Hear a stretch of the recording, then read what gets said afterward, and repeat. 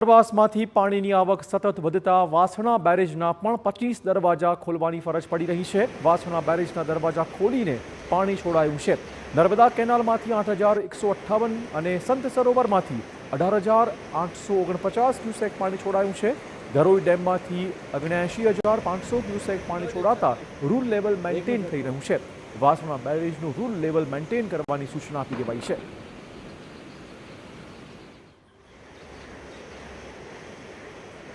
ધરોઈ ડેમમાં 79,500 ક્યુસેક પાણી છોડવામાં આવ્યા બાદ અમદાવાદનો વાસણા બેરેજના તમામ દરવાજાઓ અત્યારે હાલ ખોલી દેવામાં આવ્યા છે। આપ જોઈ રહ્યા છો કે જે 25 દરવાજાઓ છે એને ફ્રી ફ્લોમાં ખોલી દેવામાં આવ્યા છે, એટલે કે જેટલું પાણી આવે એ તમામ પાણી આગળ સાબરમતી નદીમાં વહી જાય એ પ્રકારની વ્યવસ્થા કરવામાં આવી છે, કારણ કે ઉપરવાસમાં પણ ભારે વરસાદ છે।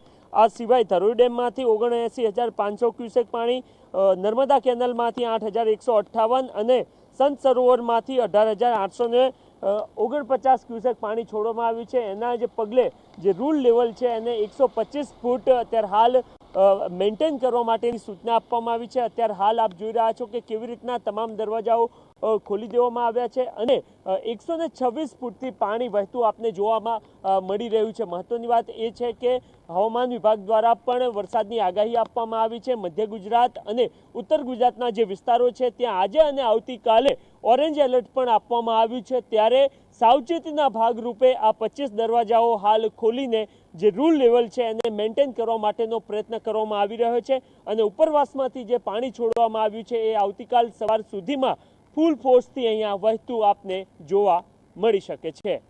કેમેરામેન મનીષ ત્રિવેદી સાથે નરેન્દ્ર રાઠોડ, TV9 અમદાવાદ।